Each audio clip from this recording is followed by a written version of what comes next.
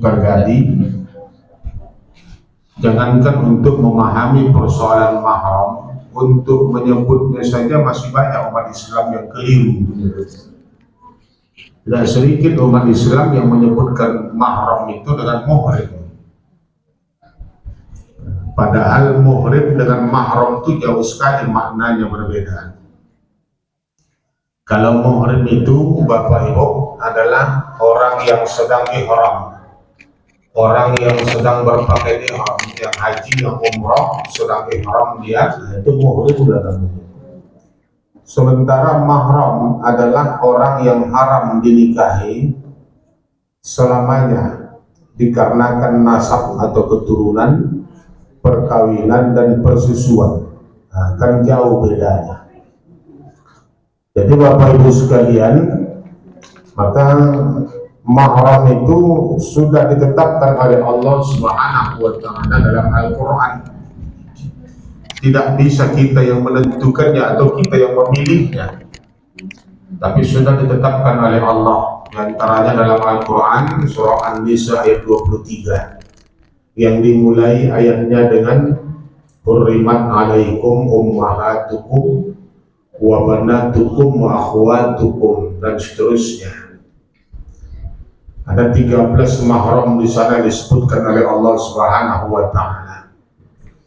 Namun Bapak Ibu Saudara, kaji kita pada malam hari ini kita fokuskan kepada beberapa orang yang dianggap mahram padahal dia bukanlah mahram. Nah, ini yang justru bisa membahayakan bagi kita. Ada orang-orang yang dianggap dia sebagai mahram padahal dia bukan mahram. Tentunya ini berbahaya. Siapa dia? Di antaranya yang pertama Bapak Ibu adalah ayah dan anak angkat. Ayah angkat dan anak angkat ini paling sering dianggap sebagai mahram. Apalagi kalau anak angkat itu sudah diadopsi dari sejak lahir. Begitu lahir bahkan si orang tua angkatnya dia yang membiayai segala biaya persalinan, biaya rumah sakit, segala macam biaya ditanggung oleh yang mau mengadopsi anak ini. Biasanya kalau sudah demikian, maka si ayah angkat akan membuatkan surat-surat termasuk akte kelahiran. Dan dalam akte kelahiran itu biasanya dibuat ayahnya, ya dia ayah angkatnya, binnya itu atau binti, bin ayah angkatnya. Nah, kenapa? Takut nanti kalau anak itu sudah besar diambil balik sama keluarganya. Maka dibuatkan akte kelahirannya, bukan nama ayah kandungnya, ayah angkatnya itulah yang ditulis di akte kelahiran. Ini tentunya Bapak Ibu adalah sesuatu yang melanggar ketentuan dalam agama. Melanggar ketentuan, tak boleh kita lakukan itu. Tidak boleh kita menasabkan anak angkat itu kepada ayah angkat. Nah, dan ini pernah terjadi pada diri Rasulullah Shallallahu Alaihi Wasallam. Bapak Ibu sekalian, Rasulullah itu kan punya anak angkat. Siapa nama anak angkatnya? Masih ingat?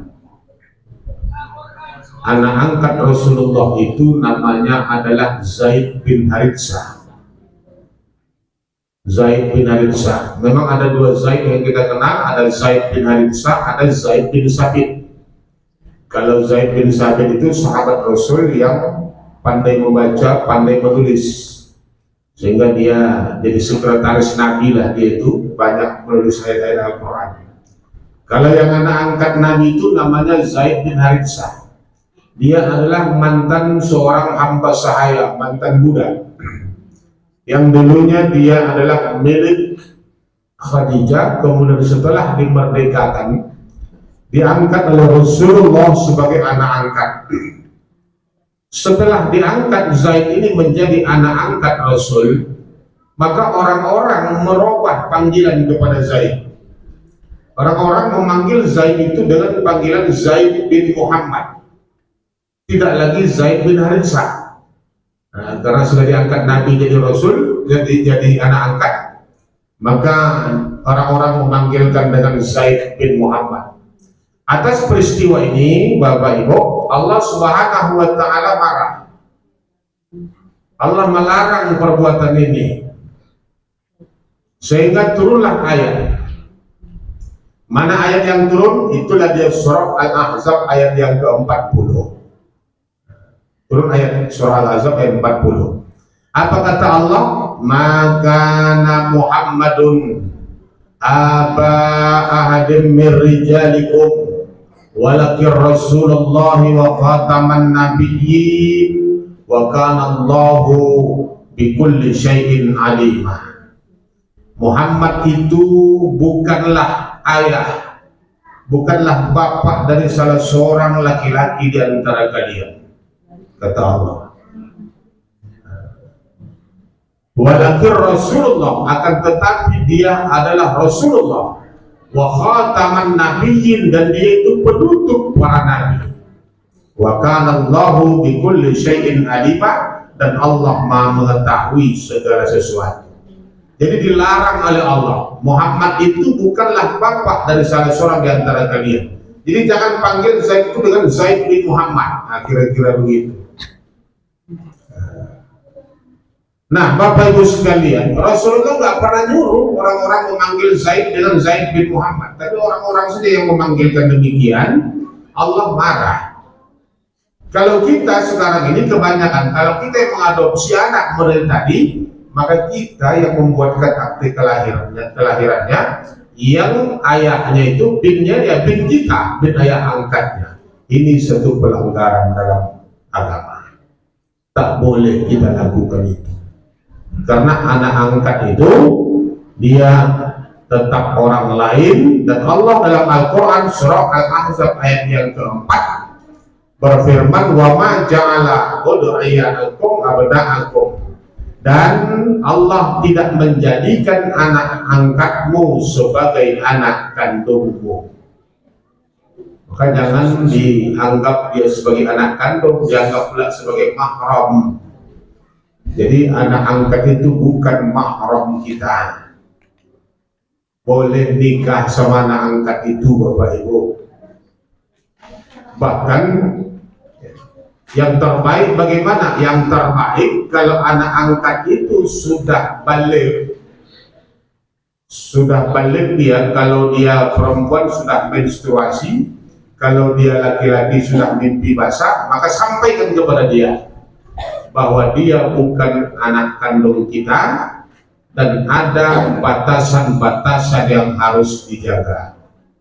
Karena kalau dia bukan mahram, Bapak Ibu sekalian, yang boleh terlihat dia daripada ibu angkatnya, kalau dia perempuan, kalau dia laki-laki, hanya muka dan telapak tangan, lain tak boleh. Kalau dia perempuan, anak angkat itu perempuan, maka yang boleh terlihat oleh ayah angkatnya hanya muka dan telapak tangan. Jangankan berpeluk, bercium pipi kanan, cium pipi kiri, bersalaman saja hukumnya haram, berdosa, karena dia bukan mahram. Maka berhati-hatilah dengan anak angkat itu. Nah, kemudian Bapak Ibu sekalian, Zaid bin Haritsah ini punya istri. Nama istrinya adalah Zainab binti Jahsy. Zainab binti Jahsy. Antara Zaid bin Haritsah dengan Zainab binti Jahsy ini, mereka nikah tapi tak sekufu. Tidak kufu mereka ini. Nah, inilah juga dapat kita ambil pelajaran, Bapak Ibu sekalian, bahwa kufu itu adalah sesuatu yang penting untuk dipertimbangkan dalam suatu pernikahan, dan itu merupakan tuntunan agama. Yang oleh orang sekarang kufu ini nggak dianggap. Orang sekarang nggak perlu dia dengan yang namanya kufu, yang penting cinta. Masalah kufu itu nggak peduli. Makanya ya, kufu itu adalah seimbang, setara, sebanding. Yang kata orang sekarang selevel. Jadi itu dipertimbangkan dalam setiap pernikahan. Orang sekarang nggak peduli itu. Coba tengok, makanya banyak kita lihat berita-berita di video-video ada anak gadis nikah sama atu-atu, ada anak lajang nikah sama nenek-nenek, ada kan? Orang tak peduli lagi dengan perusahaan kufu. Awalnya geli orang nengoknya, anak lajang masih pemuda nikah sama nenek-nenek, mana itu ya? Atau anak gadis nikah sama atu-atu. Ayo penting duit, ayo. Kufu nggak penting. Maka mari kita ambil pelajaran dari kisah Zaid ini. Jadi kufu itu perlu dalam setiap pernikahan, jadi bahan pertimbangan. Mana yang dinamakan kufu itu? Setara, seimbang, Bapak Ibu. Apa yang perlu kufu? Segalanya. Soal pendidikan perlu kufu. Yang mana dikatakan kufu itu? Kalau laki-lakinya misalnya sarjana, perempuannya sarjana, itu kufu, seimbang. Kalau laki-lakinya sarjana, perempuannya tidak sarjana, masih kufu, tidak apa-apa. Tapi kalau perempuan yang sarjana, laki-lakinya tidak sarjana, ini yang tak kufu. Ini yang tak kufu. Nah, kalau ada begitu, tolong pertimbangkan. Dari segi kekayaan misalnya, kalau laki-lakinya kaya, perempuannya kaya, itu kufu, seimbang. Laki-lakinya kaya, perempuannya tidak kaya, masih kufu, nggak apa-apa. Tapi kalau perempuannya yang kaya, laki-lakinya yang tak kaya, ini yang tak kufu. Ini tolong pertimbangkan. Tengok macam Nazar KDI nikah sama Musdalifah, orang kaya, janda kaya, apa jadinya sekarang? Nah itulah kalau tak kufu. Orang sekarang tak peduli, kalau cuma macam gitu, Pak, rezeki nih katanya kan, bisa menumpahkan hidup awak, tak pala kerja pula aman nih katanya kan. Tapi tengok dampaknya nanti. Dari segi umur harus juga dipertimbangkan. Orang sekarang tengoklah, tak peduli dia. Yang terbaik seperti apa? Laki-lakinya lebih tua dari perempuannya. Nah, kalau sebaya juga sudah tak bagus, walaupun seimbang, itu pun tak bagus, secara psikologi tak bagus. Apalagi perempuannya lebih tua daripada laki-lakinya. Rasulullah itu bisa Pak Ustaz? Rasulullah itu nikah sama Khadijah kan selisih umurnya 15 tahun. Macam Nasr tadi juga. Itu Rasul, Bapak Ibu. Awak bukan Rasul. Nah, jangan salah mengambil contoh. Loh, Rasul kan contoh. Rasulullah menikah dengan Khadijah umurnya baru 25 tahun. Ketika itu dia belum jadi Rasul. 15 tahun lagi setelah itu baru dia jadi Rasul. Makanya apa yang dilakukannya ketika itu bukan menjadi suatu ketetapan hukum bagi kita untuk mencontohnya. Karena itu dia belum jadi Rasul. Makanya coba tengok, walaupun Rasulullah menikahi Khadijah, umurnya sudah 15 tahun lebih tua, seorang janda. Nabi tidak pernah dalam sunnahnya menyuruh pemuda-pemuda nikah sama janda.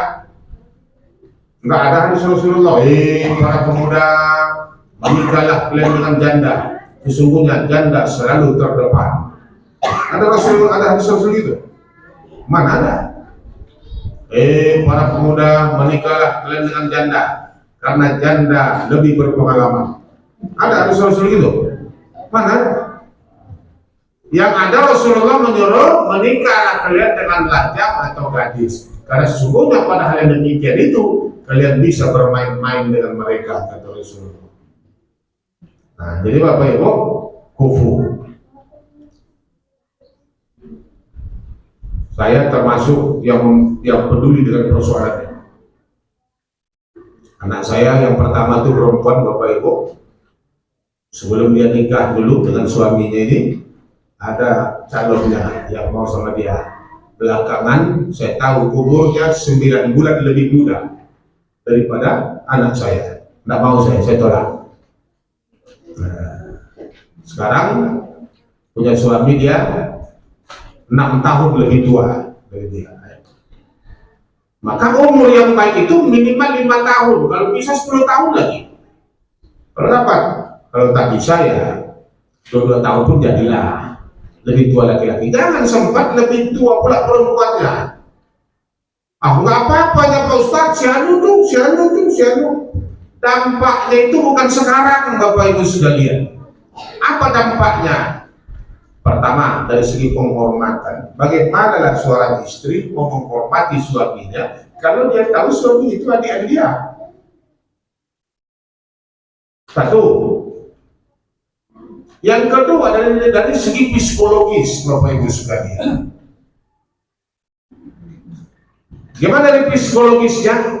Kita sama-sama mengetahui, laki-laki, mohon maaf Bapak Ibu, laki-laki kalau sudah 40 tahun umurnya, maka hasratnya semakin meningkat. Yang kata masyarakat kita istilahnya puber kedua.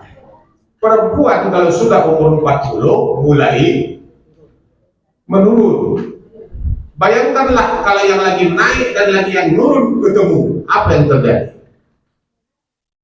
Itulah yang menjadi penyebab banyaknya terjadi perceraian, perselingkuhan, segala macam. Tapi kalau laki-laki yang 40, perempuannya baru 35, kan masih bisa mengimbangi. Itu rahasianya yang jarang disampaikan kepada kita. Jarang disampaikan itu. Makanya orang itu tidak terjadi 5 tahun, 10 tahun pernikahan di awal tidak kelihatan. 15 tahun tidak kelihatan. Nah, setelah lewat itu nanti ketika berusia 40 baru kelihatan, baru mulai nampak, Bapak Ibu sekalian. Jadi itu persoalan kufu makanya diajarkan dalam Islam.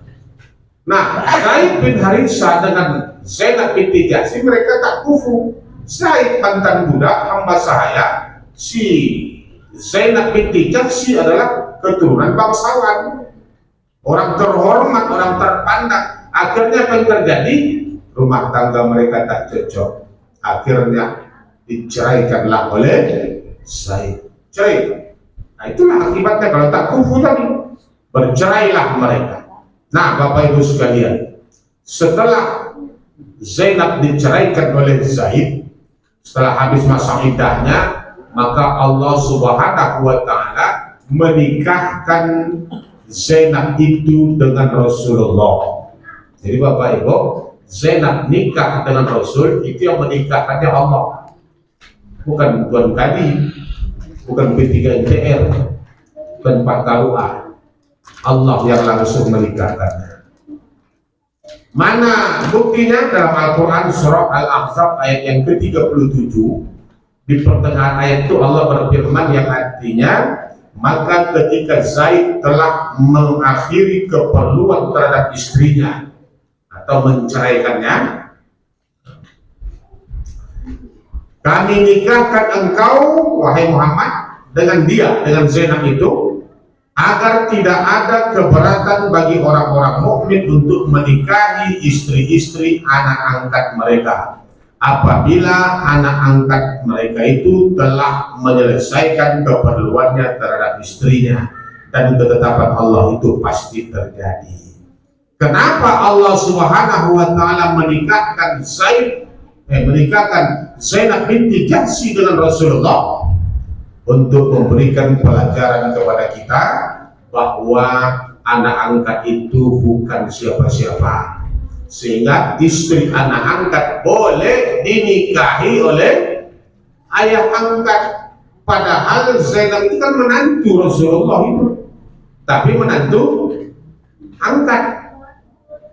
Maka begitu dicerai Zaid, Allah yang menikahkan dengan Rasul, supaya jadi pelajaran bagi kita, supaya nanti orang-orang mukmin tidak keberatan, kata Allah, untuk menikahi istri anak-anak angkat mereka apabila sudah dicerai.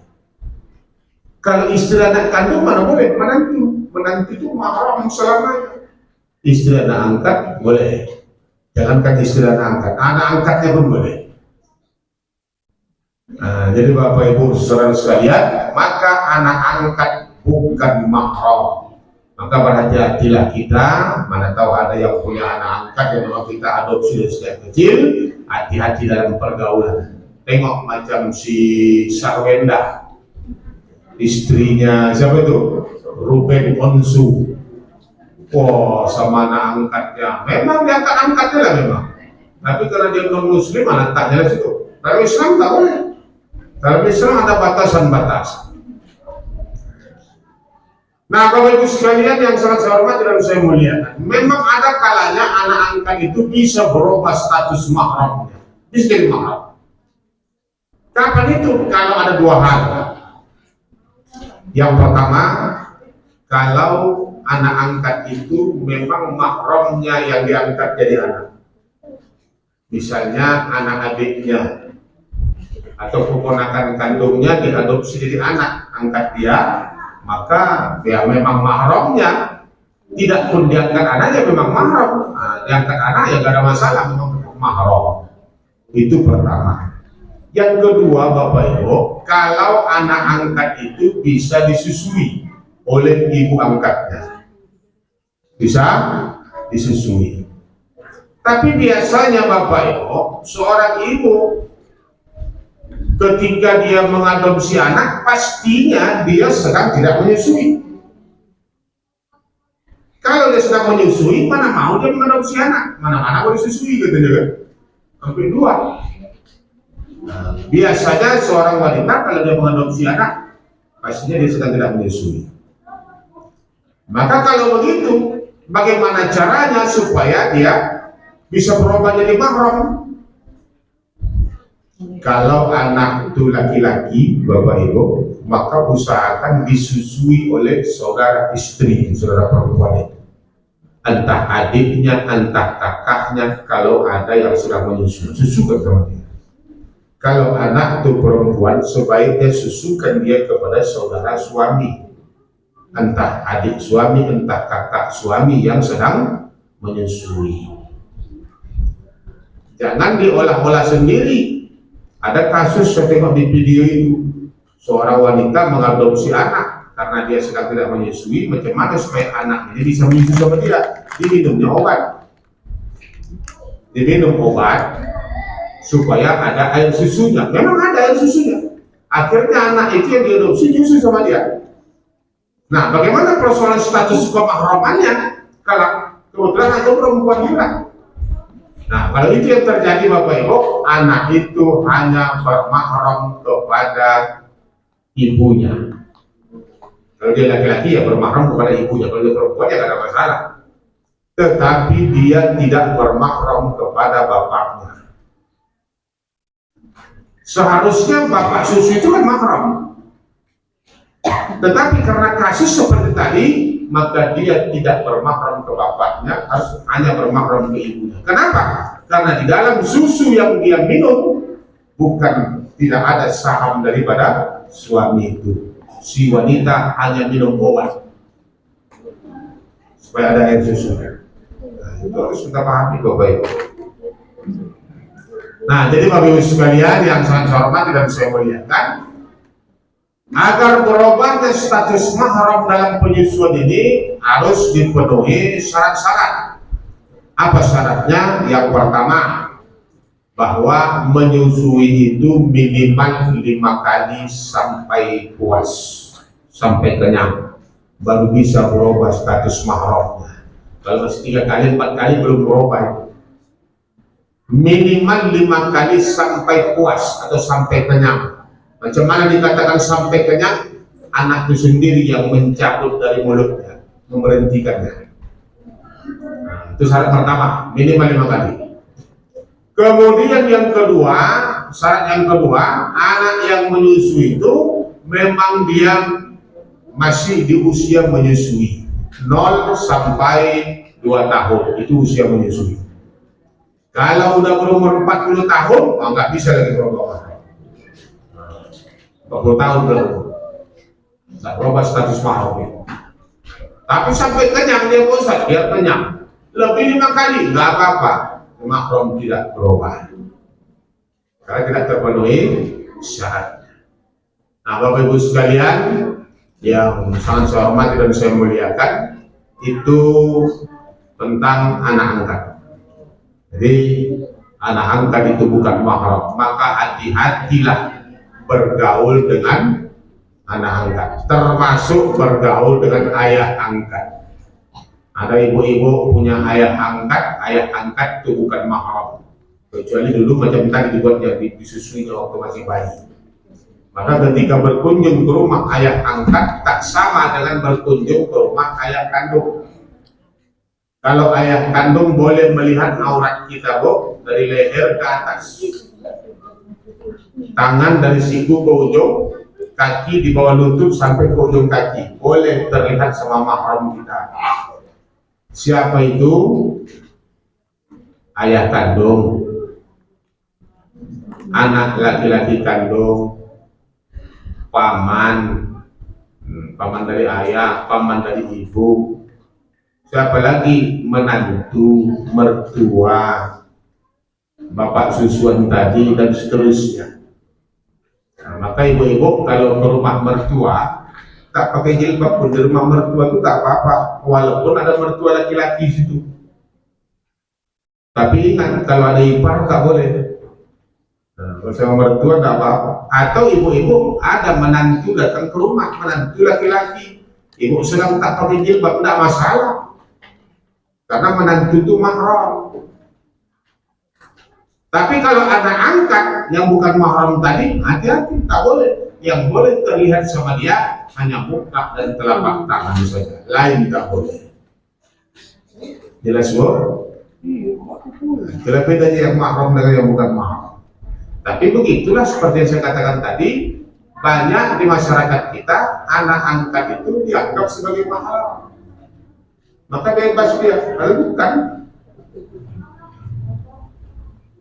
Nah, Bapak Ibu yang sangat saya hormati dan saya muliakan, kemudian yang kedua, yang selalu dianggap sebagai anak angkat padahal dia bukanlah, yang selalu dianggap sebagai mahram padahal dia bukanlah mahram.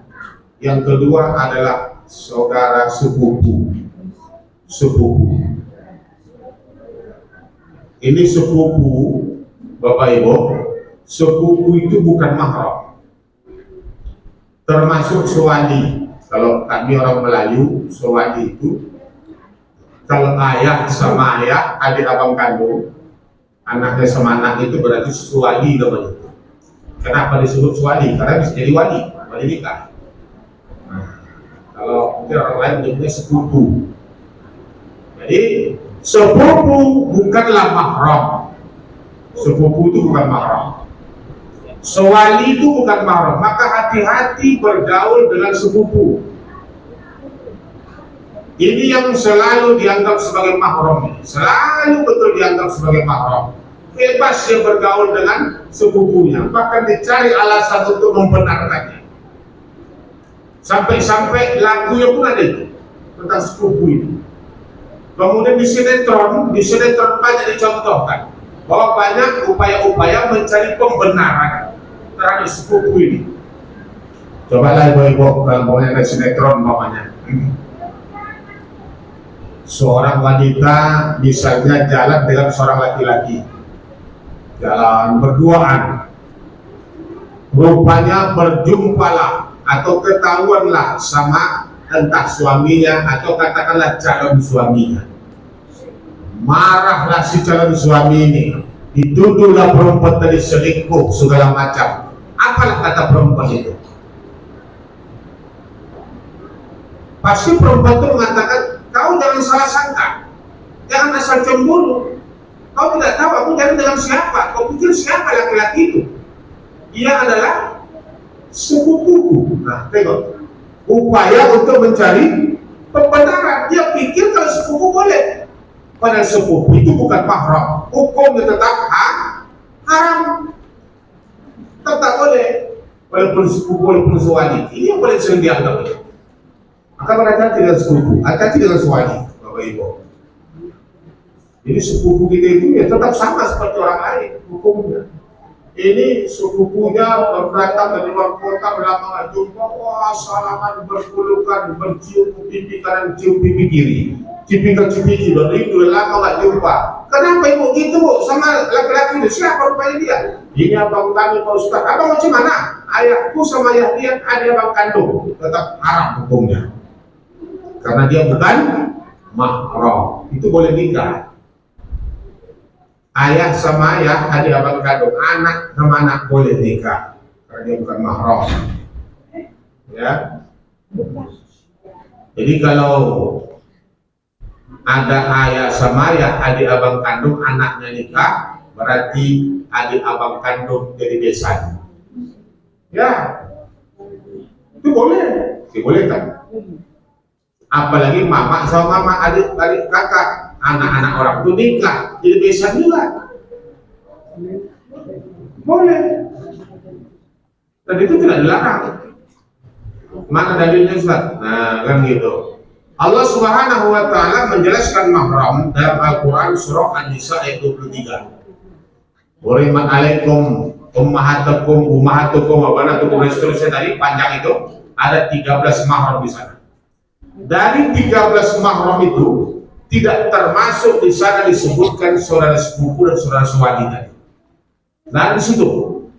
Maka di ayat yang ke-24 Allah katakan wa uhilla lakum ma wara'a zalikum, dan dihalalkan bagi kamu selain yang demikian itu. Selain yang 13 tadi halal untuk dinikahi, termasuklah sepupu, termasuklah sewali tadi. Nah, yang Allah sebutkan dalam Al-Quran itu adalah hurimat alaikum ummahatukum wa banatukum wa akhwatukum. Akhwatukum itu dan saudara-saudara perempuan. Saudara dalam Islam itu yang dimaksud tiga Bapak Ibu. Mana dia? Satu, saudara kandung, seayah, seibu. Yang kedua, saudara seayah, sebapak. Yang ketiga, saudara seibu. Itu yang mahram itu. Lain tidak ada. Tidak ada saudara suami, tidak ada saudara sepupu, tidak ada saudara tiri, itu tidak ada. Mana ada saudara tiri dalam Islam? Islam tidak mengenal saudara tiri. Ada saudara tiri? Mana saudara tiri yang sering kita sebut saudara tiri? Tidak ada. Islam tidak mengenal saudara tiri. Seperti apa yang dikatakan saudara tiri? Paling orang mengatakannya anak sama-sama bawaan, ya kan? Laki-laki perempuan menikah sama-sama bawa anak, orang itu saudara tiri. Bukan saudara tiri itu. Jadi apa namanya? Enggak saudara. Dari mana saudaranya? Dari mana saudaranya? Bapak mama orang itu beda. Kalau ada satu bapak aja sudah baik, bapaknya beda, mamanya tidak, saudara dari mana? Makanya paling-paling kalau ada orang mengatakan, orang Minang mungkin menyebutkannya saudara sajinjiang. Saudara sajinjiang, kamu maksudnya itu sama-sama menjinjing anak di bawah. Kalau orang Batak kalau lebih parah lagi katanya saudara seanjing gitu. Kenapa sebutkan begitu? Saya pernah Ustaz nyebut begitu, saudara seanjing gitu orang Batak. Kenapa begitu Ustaz? Cuma anjing punya saudara kayak gitu katanya. Manusia mana ada saudara kayak gitu? Bukan saudara itu, karena bukan saudara. Boleh mereka nikah? Boleh. Kalau mereka menikah, maka jadilah bapak-bapak dari suami istri jadi besanan. Itulah disebut dengan besan sepantar. Besan sepantar maksudnya apa? Besanan tapi di sepantar. Loh, kok bisa harus suami istrinya? Nah, besan sepantar. Maka hati-hati, dia bukan mahram. Nah, Bapak Ibu, jadi yang kedua tadi sepupu, ya, baik itu anak paman atau anak bibi, ya, itu bukan mahram. Hati-hati dalam pergaulan. Jangan mentang-mentang sepupu suka dibonceng kemana-mana. Kadang-kadang berdua-duaan, berkhalwat, itu. Kemudian yang ketiga, Bapak Ibu sekalian. Yang ketiga, siapa lagi yang sering dianggap sebagai mahram padahal bukan mahram? Yang ketiga ini adalah ipar. Ipar ibu-ibu. Kalau sama kami masih mending, ipar kami itu masih mahram sama kami, walaupun mahramnya mahram sementara.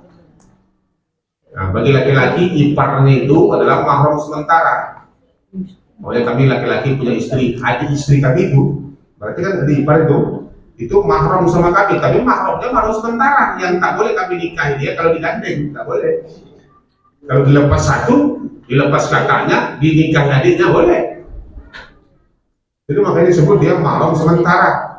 Tapi kalau perempuan, ipar berarti kan adik suami atau abang suami, dia bukan mahram. Tapi dia tak boleh nikah sama kami, Ustaz. Dia tak boleh nikah sama ipar itu bukan karena iparnya, karena perempuan itu adalah wanita yang bersuami. Coba kalau dia tak bersuami, boleh nikah kan? Boleh. Yang namanya wanita bersuami di mana saja pun tak boleh dinikahi. Sama dengan iparnya tadi, bukan karena ipar. Ini diperkuat oleh hadis Rasulullah SAW. Dalam sebuah hadis Rasulullah bersabda, waspadalah oleh kalian dari masuk kepada para wanita. Masuk kepada para wanita, waspadalah, kata Rasul. Ada seorang dari Ansor bertanya kepada Rasulullah, ya Rasulullah, bagaimana pendapatmu tentang alhamdu? Alhamdu itu adalah kerabat suami. Alhamdu namanya, kerabat suami. Kalau enggak adiknya, abangnya, berarti kan ipar itu. Bukan mertua, tapi ipar. Bagaimana pendapatmu tentang alhamdu? Kata orang Ansor itu bertanya kepada Rasulullah. Kata Rasulullah SAW, alhamdu adalah merupakan kematian. Alhamdu adalah merupakan kematian. Dalam bahasa lain sering kita dengar, iparmu adalah mautmu. Nah, itu dia. Iparmu adalah mautmu. Maka banyak sekarang kejadian-kejadian seperti itu. Kami ipar, sama ipar kejadian. Kenapa? Karena iparnya dianggap mahram. Padahal bukan. Ada batasan-batasan. Maka berhati-hati kita. Berarti dengan yang namanya ipar. Iparmu adalah mautmu, kata Rasul. Kenapa Rasulullah mengatakan alhamdu itu adalah merupakan kematian? Maksudnya adalah bahwa Rasulullah SAW itu mengatakan kepada kita, berhati-hatilah kalian terhadap ipar, sebagaimana kalian berhati-hati terhadap kematian. Sama kematian kita hati-hati apa enggak? Hati-hati ya, naik kereta pelan-pelan, jangan tabrakan, ya kan? Hati-hati kan? Nah begitu juga lah kita hati-hati sama ipar, jangan sampai tabrakan juga. Karena kalau tabrakan sama ipar bahaya. Kalau tabrakan angkot sama angkot mungkin pejatnya ke dalam, ya kan? Kalau tabrakan lagi ngobrol pejatnya keluar, itu bahaya. Maka hati-hati, dia bukan mahram.